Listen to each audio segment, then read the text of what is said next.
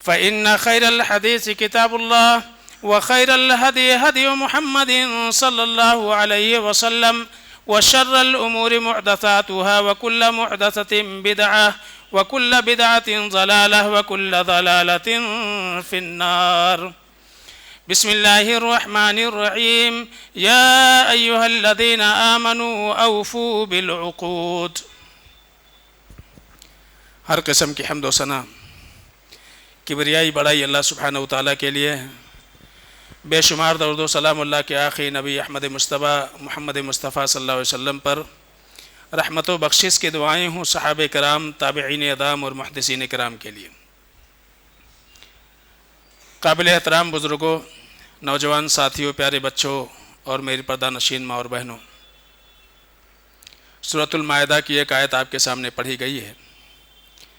اللہ فرماتے ہیں یا ایھا الذین آمنوا اوفوا بالعقود، اے ایمان والو جب بھی وعدہ کرو تو اس کو پورا کرو. یہ سورۃ المائدہ کی پہلی آیت ہے اور یہاں سے پھر اللہ تعالیٰ نے حلال و حرام کا تذکرہ کیا ہے اس پوری سورہ میں. اس سے قبل کے خطبے میں وعدے کی پاسداری کے حوالے سے کچھ باتیں میں نے آپ کے سامنے رکھی تھیں. آج کے اس خطبہ جمعہ میں کچھ باتیں آپ کے سامنے اس تعلق سے رکھی جائیں گی. اور یہ ذکر کیا گیا تھا کہ جب ہم کسی سے کوئی وعدہ کرتے ہیں، کوئی عہد کرتے ہیں، کوئی پیمان کرتے ہیں، تو ہماری ذمہ داری یہ ہے، بلکہ اسلام کی یہ تعلیمات ہے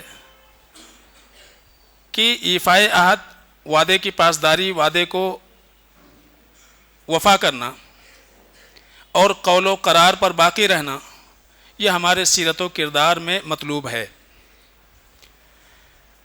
جب ہم اپنے زبان کی قیمت کو سمجھیں گے، کہیں بھی باتوں پر ہم اٹل رہیں گے، تو ہم ایک بااعتماد انسان بن سکتے ہیں. سماج اور معاشرے میں اللہ رب العالمین آپ کو ایک وقار عطا فرمائے گا. یہی وجہ ہے کہ اللہ کے رسول صلی اللہ علیہ وسلم کی سیرت جب ہم پڑھتے ہیں تو اللہ کے رسول صلی اللہ علیہ وسلم کے پاس ہم دیکھتے ہیں کہ مشرکین کی امانتیں رکھی ہوئی ہیں، اور اللہ کے رسول صلی اللہ علیہ وسلم کی رسالت کو تو وہ نہیں مانتے ہیں، لیکن آپ کے کردار کے حوالے سے ان کی گواہیاں یہی تھیں کہ آپ کبھی جھوٹ نہیں بولتے ہیں. جب آپ کے پاس کوئی امانت رکھی جاتی ہے تو آپ امانت میں کبھی خیانت نہیں کرتے ہیں، اور اگر آپ وعدہ کر لیتے ہیں تو وعدے کی وفا کرتے ہیں. یہ اللہ کے رسول صلی اللہ علیہ وسلم کا کردار تھا. اور جس سماج اور معاشرے میں زبان کی اہمیت ہو، بولی گئی باتوں پر اٹل رہنے کا جذبہ ہو، وہی سماج ترقی کرتا ہے. لیکن جس سماج میں زبان کی کوئی ویلو نہ ہو، انسان کمٹمنٹ کر دے لیکن اس کے نزدیک کوئی اہمیت نہ ہو، تو پھر وہ سماج ترقی نہیں بلکہ زوال پذیر ہوتا ہے، وہ زوال کی طرف جاتا ہے. وعدے کی پاسداری سے بین الاقوامی تعلقات بھی مستحکم ہوتے ہیں اور سماج کے اندر امن پیدا ہوتا ہے.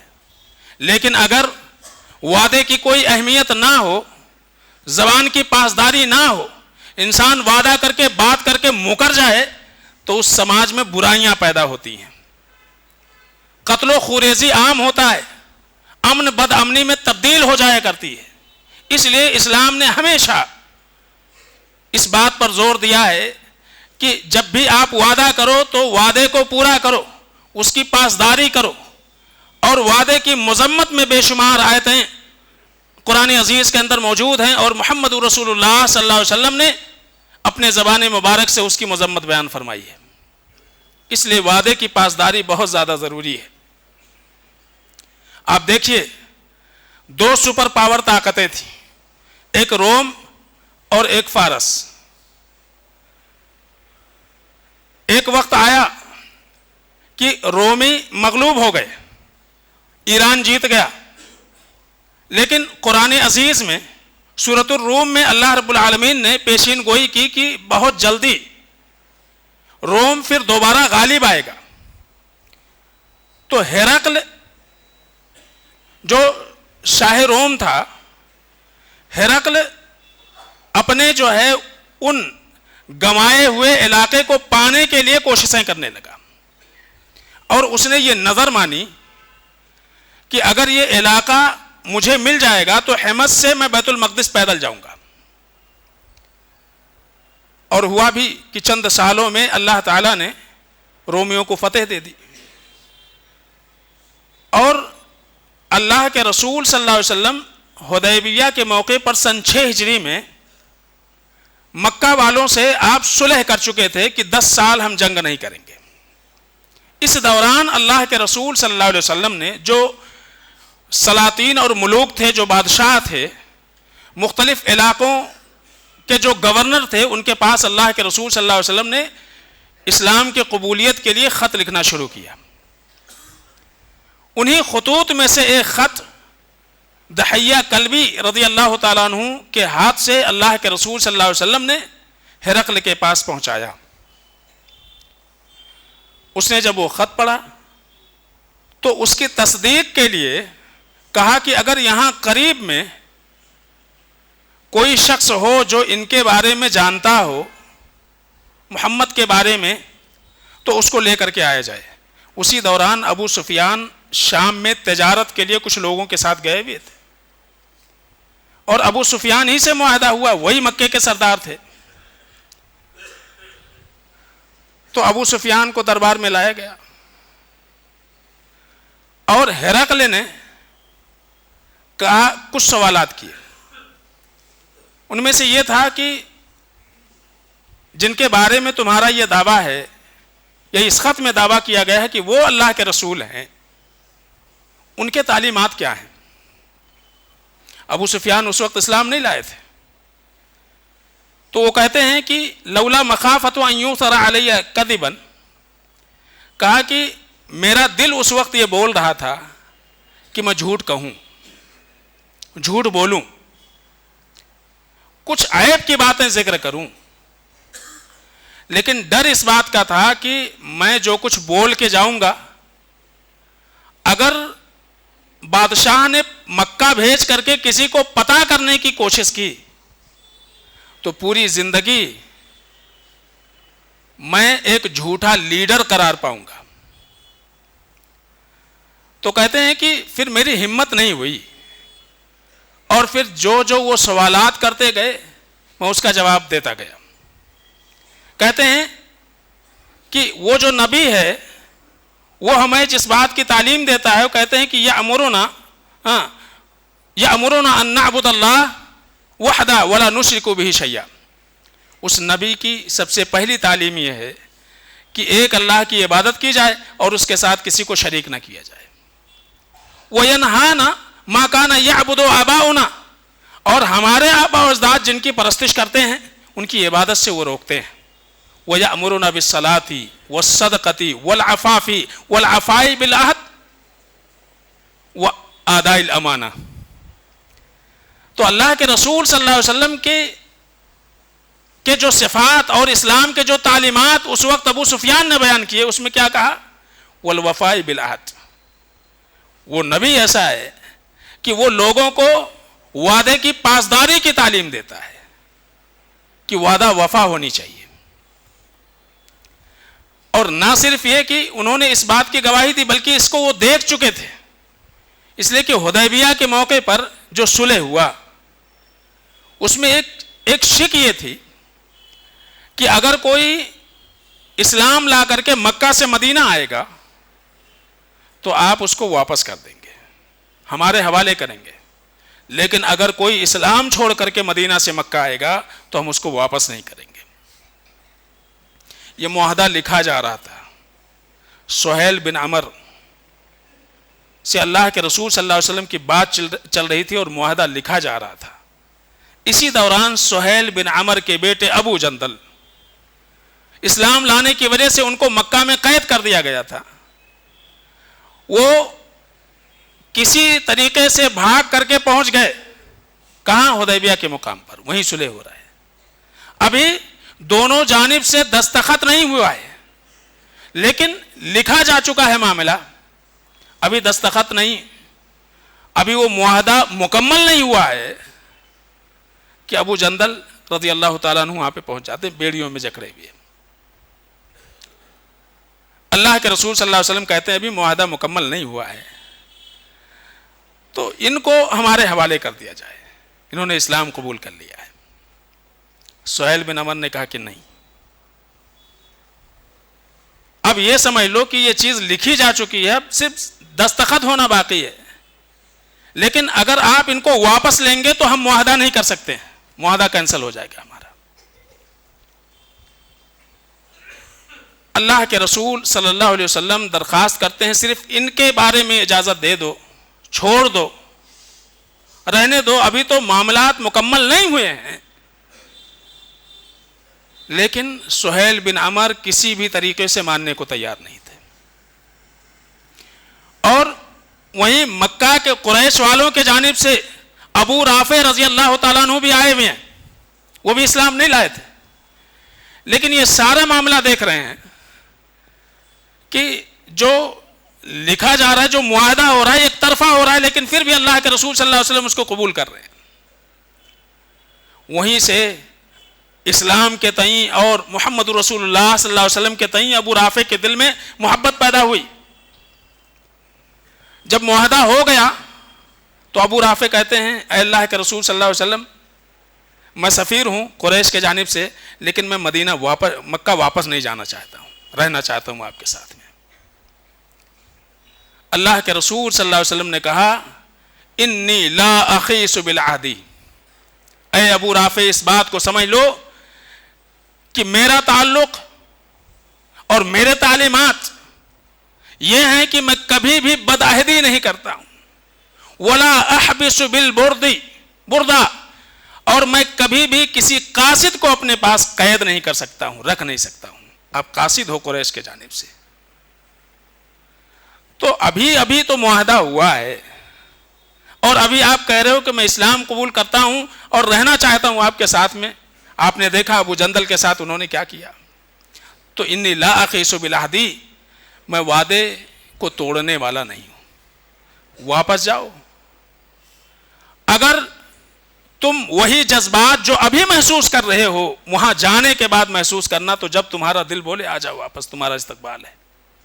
لیکن ابھی اس وقت میں اس بات کی اجازت نہیں دوں گا کہ تم یہاں رہ جاؤ، ورنہ یہ غداری کہلائے گی. یہ اللہ کے رسول صلی اللہ علیہ وسلم ہے. تو وعدے کی وفاداری. ابو سفیان کہتے ہیں کہ جب وہ پوری باتیں، وہ پورے تعلیمات جو اللہ کے رسول صلی اللہ علیہ وسلم کے تھے، جب اس کی تصدیق ہوتی گئی، ہرقل نے ایک جملہ کہا وَإِن يَكُن مَا تَقُولُ فِيهِ حَقًّا، کہا کہ جو کچھ تم بیان کر رہے ہو اگر واقعی وہ اس ذات کے تعلق سے سچ ہے تو ایک دن میرا قدم جہاں ہے اس شخصیت کا اقتدار یہاں تک پہنچے گا. یہ ہرقل نے اسی وقت کہا تھا.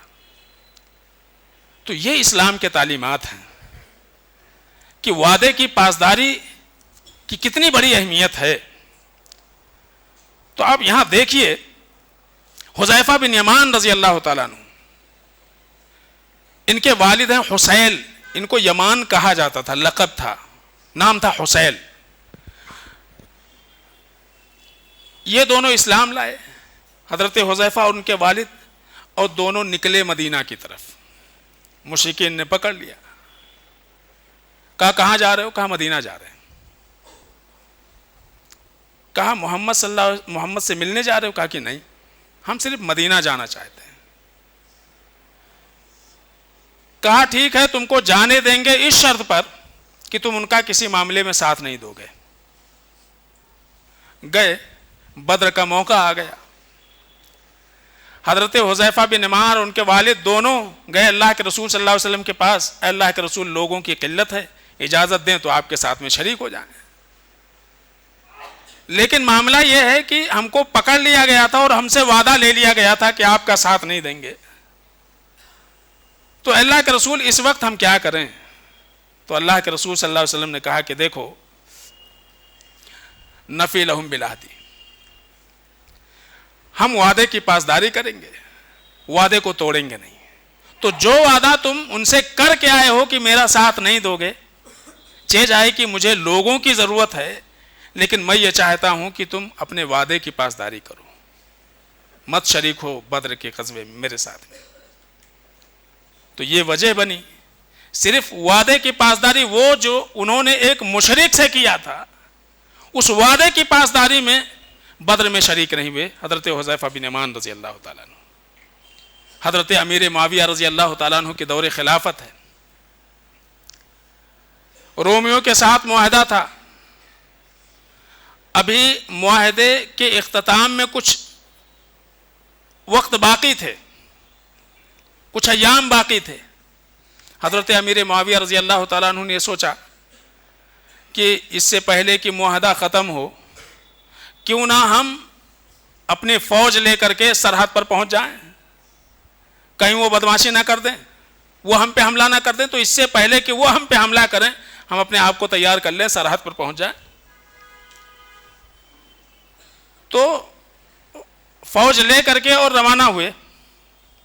حضرت عمر بن ابسہ رضی اللہ تعالیٰ عنہ جب قریب ہوئے سرحد کے اور انہیں پتہ چلا تو بہت تیز اپنی سواری دوڑاتے ہوئے آئے اور دور ہی سے آواز لگائی، وفاداری کرو غداری نہیں۔ حضرت امیر معاویہ رک گئے، رکنے کا اشارہ کر دیا۔ جب قریب آئے تو دیکھے کہ صحابی رسول عمر بن ابسہ رضی اللہ تعالیٰ عنہ ہے۔ کہا معاملہ کیا ہے؟ کہا آپ کہاں جا رہے ہیں؟ تو انہوں نے پوری صورتحال سے آگاہ کیا کہ ابھی چند ایام کے بعد ان کے ساتھ جو ہمارا امن کا معاہدہ تھا وہ ختم ہو جائے گا، اس سے پہلے کہ وہ ہم پہ حملہ کریں یا کچھ ہمارے ساتھ غداری کریں، میں سوچتا ہوں کہ سرحد پر پہنچ جاؤں، اپنے آپ کو مستحکم کر لوں تاکہ ان کا مقابلہ کر سکوں۔ انہوں نے کہا کہ رک جائیے امیر المومنین، اللہ کے رسول صلی اللہ علیہ وسلم کو میں نے یہ فرماتے ہوئے سنا ہے کہ اگر دو لوگوں کے درمیان معاہدہ ہو تو جب تک کہ معاہدے کی مدت باقی ہے تب تک نہ معاہدہ توڑا جائے گا اور نہ ہی معاہدے کی تجدید کی جائے گی۔ ہاں، معاہدے کی مدت ختم ہو جائے اس کے بعد دونوں کو اختیار ہے کہ وہ معاہدہ پھر دوبارہ اس کی تجدید کریں یا دونوں توڑ دیں۔ تو ابھی تو معاہدے میں وقت باقی ہے، تو آپ کیسے آپ جا رہے ہیں، ان کی طرف کیوں بڑھ رہے ہیں آپ؟ راوی کہتے ہیں کہ فوراً امیر المومنین نے واپسی کا فیصلہ لے لیا، واپس چلے گئے۔ تو یہ صحابہ تھے۔ تو یہی وجہ ہے کہ آپ دیکھیں کہ وعدے کی پاسداری اگر باقی رہے تو سماج میں امن برقرار رہتا ہے۔ اگر ملکی سطح پر جو بھی کارندے یا نمائندے ہیں، چاہے ان کا تعلق عدل سے ہو یا امن سے ہو، ہر ایک سے شپث لیا جاتا ہے، یہ عہد لیا جاتا ہے کہ آپ ملک کے قوم و ملت کی سلامتی کی فکر کریں گے، لیکن یہی وعدے اور عہد کی پابندی نہیں ہو رہی ہے۔ اس وجہ سے نہ ملک میں امن ہے اور نہ ہی جرائم رکنے کا نام لیتے ہیں۔ امن کی جو ذمہ داری جن کے کندھوں پر ہے وہی رشوت لے کر کے بدامنی پھیلا رہے ہیں۔ کیوں؟ وعدے کی پاسداری نہیں ہے۔ جو کچھ کیا ہے، آج حکومتی کارندے کام کرنے کے لیے پیسے لیتے ہیں گورنمنٹ سے اور کام نہ کرنے کے لیے پھر رشوت لیتے ہیں۔ تو یہ سارا معاملہ آپ دیکھیے کہ کہاں ہے وعدے کی پاسداری، اوپر سے لے کر کے نیچے تک۔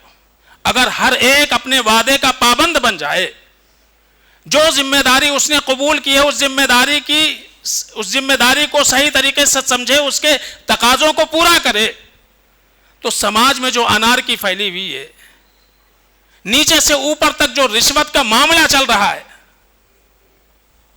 قوم و ملت کے ساتھ جو دھوکہ ہوتا ہے دن رات، وہ نہ ہو۔ الیکشن کے ایام آتے ہیں، ووٹ پر قابض ہونے کے لیے بے شمار وعدے کیے جاتے ہیں. ان وعدوں میں سے کتنے وعدے پورے ہوتے ہیں؟ اگر ان وعدوں کی پاسداری ہو تو ملک ترقی کرے، لیکن جب اوپر سے نیچے تک کوئی بھی اپنے وعدے کی پابندی نہیں کرتا ہے تو جس طرح قوم کا پیشوا ہوتا ہے رعایا بھی ویسے ہی بن جاتی ہے. تو اسلامی حکومتوں میں اگر امن ہے یا امن و امان تھا تو اس کی ایک بڑی وجہ کیا تھی کہ وہ اپنے قول و قرار پر مستحکم ہوا کرتے تھے. ان کے یہاں زبان کی اہمیت تھی. جب کوئی وعدہ کر لیتے تھے اس وعدے کو پورا کرتے تھے. لیکن یہ چیزیں نہیں ہیں. اللہ کے رسول صلی اللہ علیہ وسلم نے یہ بات بیان فرمائی، ما نقض قوم العہد الا کان القتل بینہم، کہ جب کوئی قوم اپنے وعدے کی پاسداری نہیں کرے گی تو اس قوم میں قتل و خوریزی بڑھے گی، وہاں فسادات ہوں گے، وہ قوم وہ ملک ترقی نہیں کر سکتا ہے جہاں وعدے کی پاسداری نہ ہو.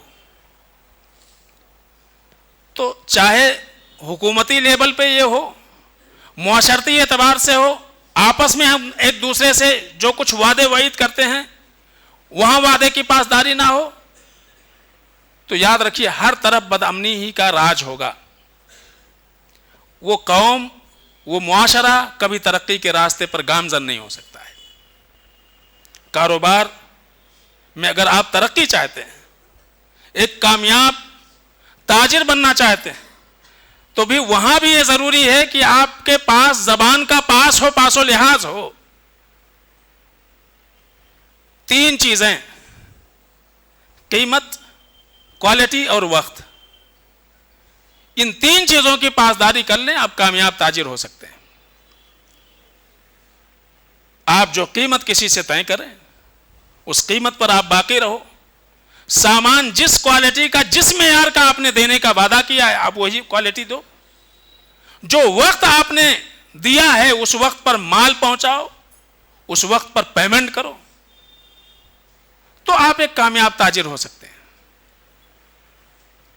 تو یہ جب معاہدہ ہوتا ہے، ایک دوسرے سے بات چیت ہوتی ہے، جب اس کا آپ پاس و لحاظ نہیں کرتے ہیں، آپ سوچتے ہیں کہاں موقع مل جائے، کہاں آپ کچھ اور بنا لیں، اس کے چکر میں انسان اپنے دین ایمان کا سب سودا کر بیٹھتا ہے اور بہت دنوں تک وہ مارکیٹ میں باقی نہیں بچتا ہے. وہ اپنے وقار کو کھو دیتا ہے، اپنے اعتماد کو کھو دیتا ہے، اور پھر جھوٹ بول کر کے، غلط طریقے سے وعدہ خلافی کر کے کچھ پیسے اگر کما بھی لیں تو اللہ تعالیٰ وہاں سے آپ کی برکت ہٹا لیتا ہے. اللہ کے رسول صلی اللہ علیہ وسلم نے کہا کہ البیعان بالخیار ما لم یتفرقا، 2 لوگ جو آپس میں کاروباری معاہدہ کر رہے ہیں، جب تک دونوں جدا نہ ہو جائیں دونوں کو کانٹریکٹ باقی رکھنے یا توڑ دینے کا اختیار ہوتا ہے. پھر اللہ کے رسول صلی اللہ علیہ وسلم نے کہا کہ فَإِن صَدَقَا وَبَيَّنَا، اگر دونوں کاروباری معاہدہ کرتے ہوئے سچائی پر قائم رہتے ہیں اور ہر چیز کو کھول کھول کر کے واضح طور سے بیان کر دیتے ہیں، بورک لہما فی بیعہما، تو اللہ تعالیٰ دونوں کو، خریدنے والے بیچنے والے دونوں کو اللہ رب العالمین برکت دیتا ہے. جو چیز وہ حاصل کرتا ہے اللہ اس چیز میں برکت دے دیتا ہے، جو رقم اس سے حاصل ہوتی ہے اس رقم میں اللہ برکت ڈال دیتا ہے. لیکن وہ ان کذبا وہ کتما، لیکن اگر اس کاروبار کی بنیاد جھوٹ کے اوپر ہو، سچائی نہ بیان کی جائے، عیوب ظاہر نہ کیے جائیں، محقت برکت و بیعہما، تو اللہ تعالیٰ اس سے جو کچھ چیز حاصل کی جاتی ہے اس سے اللہ تعالیٰ اپنی برکت ہٹا لیتا ہے. تو کاروبار میں بھی اگر ترقی کرنا ہے، آگے بڑھنا ہے، تو ان چیزوں کی پابندی بہت زیادہ ضروری ہے. تو وعدہ ایک ایسا اسلامی تعلیم ہے جو زندگی کے ہر موڑ پر جس کی ضرورت ہے. میں نے ذکر کیا تھا آپس میں ایک دوسرے سے ہمارے تعلقات ہیں، باپ کا بیٹے کے ساتھ تعلق ہے، بیوی کے ساتھ تعلق ہے، بچوں کے ساتھ ہمارے تعلقات ہیں. تو آپ زبان پر قائم رہیں، چاہے آپ نے بیوی سے کہا ہو، بچوں سے کہا ہو، ماں باپ سے کہا ہو، رشتہ داروں سے کہا ہو، پڑوسیوں سے کہا ہو، یا جہاں کہیں بھی آپ کسی کے ماتحت رہ کر کے کام کرتے ہیں، ان کے لیے جو ذمہ داری نبھانے کا آپ وعدہ کیے ہوئے ہیں، اس ذمہ داری کو آپ نبھائیے، وہ بھی وعدے وعید میں آتا ہے۔ اللہ کے رسول صلی اللہ علیہ وسلم نے کہا تین قسم کے لوگ ایسے ہوں گے کہ اللہ نے یہ فرمایا کہ قیامت کے دن میں ان کے جانب سے مدعی بنوں گا، میں مقدمہ دائر کروں گا، میں مقدمہ لڑوں گا ان کا۔ تین قسم کے لوگ اللہ کے رسول صلی اللہ علیہ وسلم نے فرمایا، پہلا رجل اعطى بی وغدر، اللہ نے فرمایا ایک وہ شخص جس نے میرا نام لے کر کے، میرا واسطہ دے کر کے کسی سے کوئی وعدہ کیا اور پھر اس وعدے کو پورا نہیں کیا، اس کے خلاف میں مقدمہ لڑوں گا۔ کوئی معمولی بات نہیں ہے۔ اللہ جس کے خلاف ہو جائے، جس کے خلاف اللہ خود ہی مدعی بن جائے، اس کا کیا ہوگا؟ تو اللہ کے رسول صلی اللہ علیہ وسلم نے کہا کہ وعدے کی پاسداری اتنی اہم ہے کہ بے وفائی پر اللہ رب العالمین مدعی بن کر کے کھڑا ہو جائے گا۔ رجل اعطى بی وغدر۔ دوسرا وہ شخص رجل باع حرا فاکل ثمنه، دوسرا وہ شخص جس نے کسی آزاد شخص کو بیچا اور اس کی قیمت کھا گیا۔ تیسرا وہ شخص من استأجر اجیرا فاستوفى منه ولم يعطي اجره، تیسرا وہ شخص جس نے کسی کو کام پر رکھا، کام تو مکمل لیا، پورا لیا، لیکن جب اس کی مزدوری کا وقت آیا تو مزدوری اس نے نہیں دی، یا مزدوری پوری نہیں دی، اس کی مزدوری کاٹ لی، اس کو کم دے دیا، تو ایسے شخص کے خلاف میں خود کھڑا ہوں گا۔ تو وعدے کی اتنی بڑی اہمیت ہے کہ آپ جب بھی کسی سے وعدہ کرو، آپ کوشش یہ کرو کہ وعدہ وہی کرو جس کو آپ پورا کر سکتے ہو۔ یا کبھی ایسا ہو جائے آپ نے وعدہ کیا ہوا ہے لیکن وعدے کی تکمیل میں کچھ مسائل پیدا ہو گئے، تو آپ کی ذمہ داری جس سے آپ نے وعدہ کیا پہلے اس کو آگاہ کر دو کہ ہمارے سامنے ایسے ایسے مسائل آ گئے، ہماری یہ مجبوری ہے جس کی وجہ سے میں نے جو آپ سے وعدہ کیا تھا وہ وعدہ پورا نہیں ہو سکتا ہے، جو شرعی عذر ہو آپ اس کو بیان کر دو۔ ورنہ ہوتا یہ ہے کہ اب دیکھیے اللہ کے رسول صلی اللہ علیہ وسلم بہت زیادہ، یا ہر نماز میں آپ نے تعلیم دی ہے، اللہم انی اعوذ بک من المعصیہ والمغرم، اللہ تعالیٰ گناہوں کے بوجھ اور قرض کے بوجھ سے ہماری حفاظت فرما۔ اما عائشہ نے پوچھ لیا اللہ کے رسول آپ کیوں اتنا زیادہ پناہ مانگتے ہیں قرض کے بوجھ سے؟ تو اللہ کے رسول صلی اللہ علیہ وسلم نے فرمایا کہ ایک انسان جب قرض لیتا ہے تو دو برائی ساتھ میں آ جاتی ہے، کبھی حالات اس طرح کے پیدا ہو جاتے ہیں، دو برائی ساتھ میں آ جاتی ہے۔ اگر وقت پر وسائل نہیں اس کے سامنے میسر آتے جس سے وہ قرض کی ادائیگی کر سکے تو دو برائی جنم، ایک تو وعدہ خلافی ہو جاتی ہے اور دوسرے جھوٹ بولنا پڑتا ہے اس کو۔ شہر میں ہوتے ہوئے، گھر میں ہوتے ہوئے بولتا میں باہر ہوں، اور وعدہ خلافی ہو جاتی ہے۔ ایک وعدہ دیا، ایک وقت دیا گیا تھا، اس وقت وہ وقت بے وقت ہو جاتا ہے۔ تو یہ بہت زیادہ اہم ہے۔ اللہ کے رسول صلی اللہ علیہ وسلم اس سے بچنے کے لیے آپ قرض کے بوجھ سے پناہ مانگتے تھے